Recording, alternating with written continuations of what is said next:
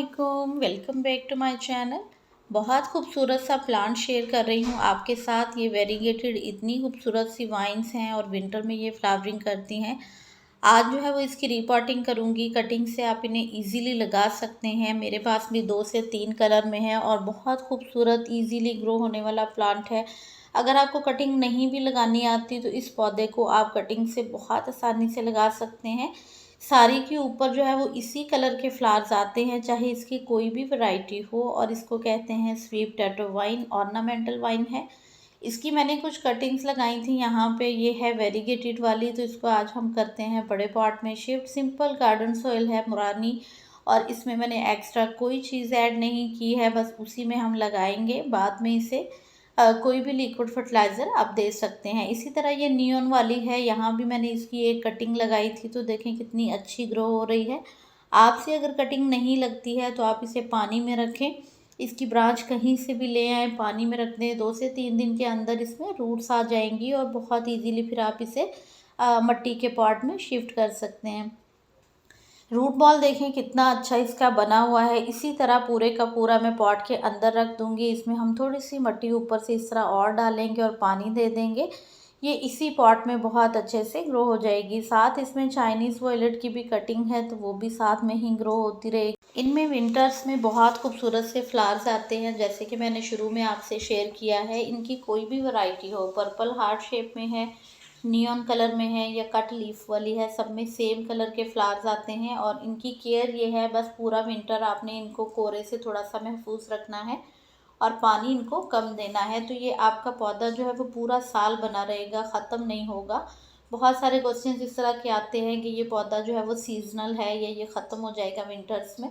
तो ये हमारी केयर पे डिपेंड करता है। अगर आप इसे नेट के नीचे या फिर पौधों के बीच में या इंडोर कहीं ऐसी जगह रखते हैं जहाँ पे इसको इनडायरेक्ट सनलाइट आती रहे और इसे जो है वो बहुत ज़्यादा पानी नहीं देना है, तो ये पौधा आपका पूरा साल चलता रहेगा। इसी के साथ यहाँ पे हैं रियो के प्लांट। ये भी ट्राई कलर में देखें वेरिगेशन में कितने खूबसूरत हैं।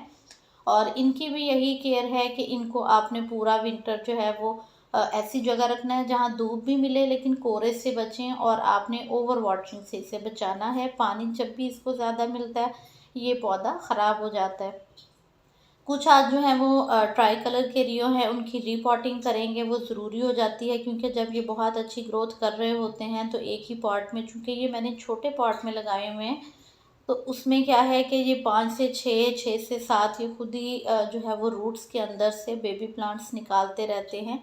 तो इनके लिए भी मैंने सिंपल जो गार्डन सॉइल है वही लिया है, उसमें मैंने राइस हस्क ऐड किया है बस। और इसको हम एक पोरस सी मिट्टी देंगे ताकि ये उसमें अच्छे से ग्रो हो, और मिट्टी भी इस तरह की हो कि उसमें पानी खड़ा ना हो, निकलता चला जाए, क्योंकि इसको भी कम पानी चाहिए है। और ये जब ज़्यादा पानी देंगे तो ये ख़राब होना शुरू हो जाता है और अच्छे से ग्रो नहीं करता है। तो यहाँ पे मैंने इसको थोड़ा सा डिवाइड किया है, 2-2, 3-3 प्लांट अब एक पॉट में कर दिए हैं ताकि ये और अच्छे ग्रो हों, और साइड से इनके बेबी प्लांट्स निकलेंगे तो ये और बुशी होते चले जाएंगे।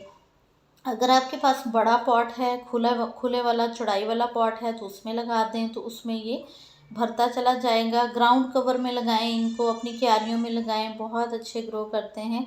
और इसको इस तरह से मैं यहाँ डिवाइड करके लगाने वाली हूँ इन सारे पॉट्स में, क्योंकि ये एक पॉट में काफ़ी ज़्यादा कंजेस्टेड हो गए थे। तो इनको जो है वो कोरे से बचाना है, ज़्यादा पानी से बचाना है, बहुत ज़्यादा खाद नहीं चाहिए। एक दफ़ा जब आप इसकी मिट्टी रेडी करते हैं तो उसमें अच्छे से कोई भी आप खाद हल्की फुल्की डाल दें, तो उसके बाद जो है वो आपको बार बार इसको खाद नहीं देनी पड़ती। तो ये सभी प्लांट्स जो हैं वो सेल के लिए भी अवेलेबल हैं। अगर आप बाय करना चाहें तो आप कांटेक्ट कर सकते हैं। बहुत हेल्दी इसके प्लांट्स हैं, और रूट्स भी आप देख सकते हैं। आप इसका एक प्लांट भी अगर बाय करते हैं तो उसके बाद आप देखिएगा कैसे आपके पास ये ढेरों होते चले जाएंगे। केयर इसकी यही है कि इसको आपने पानी कम से कम देना है, सिर्फ हल्की सी नमी रहनी चाहिए इसकी मिट्टी में, और पानी आपने इसको बहुत ज़्यादा नहीं देना। तो जो भी इसके साथ दूसरे बेबी प्लांट्स थे मैंने वो निकाले हैं और इसको मैं यहाँ पे दोबारा लगा दूँगी। तो ये और भी बुशी हो जाएगा। ये एक पॉट में जाएगा ताकि इसको वहाँ पे इनफ जो है वो फूड मिले। पॉट भी मेरे छोटे हैं, ये मैंने 6-6 इंच के या 4-4 इंच के पॉट में ही लगा के रखे हुए हैं। तो ज़रूरी है कि इनकी फिर हम जो है वो दूध ज़्यादा हो जाता है तो इसके जो साइड वाले प्लांट्स हैं वो निकाल दें ताकि वो भी कहीं और अच्छे ग्रो कर जाएँ। तो उनको मैं ग्लास जो होते हैं डिस्पोजेबल या फिर जो 4 इंच के जो प्लांटर्स हैं उनमें लगा दूँगी, तो वहाँ वो और अच्छे से ग्रो होके मैच्योर हो जाएंगे।